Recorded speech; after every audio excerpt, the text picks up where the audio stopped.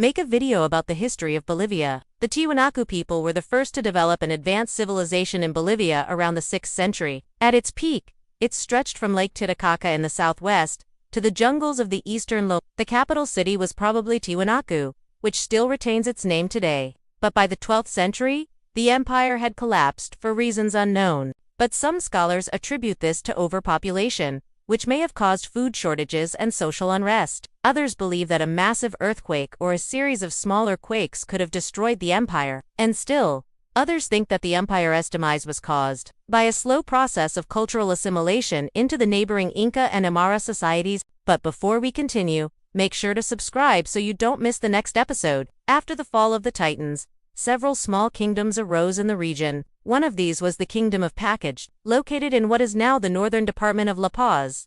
The kingdom's capital was the city of Chuc. But when the Spanish arrived, they found two distinct cultures in the area. In the north, there were the Quechua-speaking people who had adopted many Inca customs, and in the south, there were the Aymara-speaking people with their own unique traditions. These two groups are still found in Bolivia today, and they remain the largest ethnic groups in the country. In 1525, Spanish conquistador Pedro de Orsa entered Bolivia, and soon after he was joined by other conquistadors who had come to explore and conquer the region. Over the next few years, the Spanish fought many battles against the native peoples. By 1534, the Spanish had taken control of most of the coastal areas. But the interior regions remained independent until 1572, when the Spanish captured the last remaining indigenous stronghold. After defeating the rebel leader, the Spanish established the city of La Plata, named after the abundant silver in the region. The city would later be renamed to Sucre, in honor of one of Spain's conquistadors.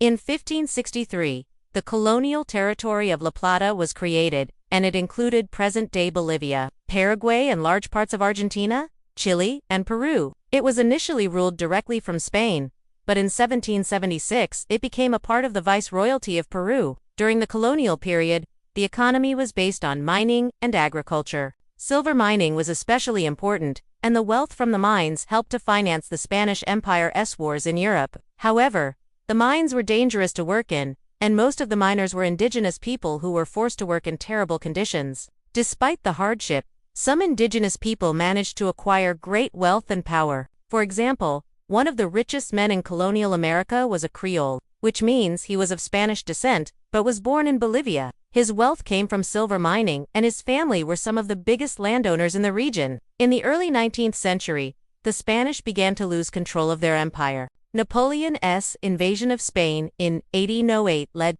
to a decline in the quality of governance in the colonies, and this allowed the Bolivians to begin their fight for independence. In 1809, a group of Creole intellectuals known as the American Independence Movement began to call for a revolt against the Spanish. However, the Spanish authorities were suspicious of their activities. In 1810, they arrested several members of the movement. This sparked outrage among the Bolivians, and on November 1810, a group of citizens took up arms and fought against the Spanish. With the support of local indigenous people, the rebels quickly gained control of the city of La Paz. From there, they marched on to other cities and towns, defeating the Spanish forces and liberating the territory. After independence, Bolivia became a republic, and the first president was a Creole lawyer who had been a member of the American independence movement. He was followed by several other Creole leaders until 1829, when the country's first dictator took power. Under his rule, Bolivia experienced a period of stability and economic growth, but it was at the expense of civil liberties.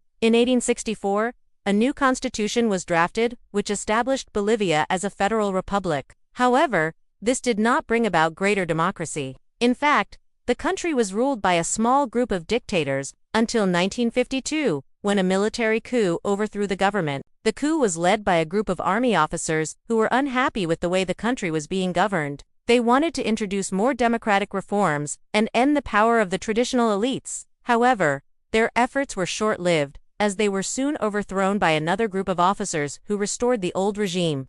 In the following decades, Bolivia saw a lot of instability and violence as various groups struggled for power. The situation became so bad that in 1980 the country had to be placed under the control of a military junta. This brought about a period of stability, but at the expense of human rights. In 1985, the junta handed power over to a civilian government, but this did not bring about democracy. In fact, Bolivia continued to be plagued by coups and counter-coups until 2005, when Evo Morales, the country's first indigenous president, took office. Since then, Bolivia has become more democratic and the living standards of the average citizen have greatly improved.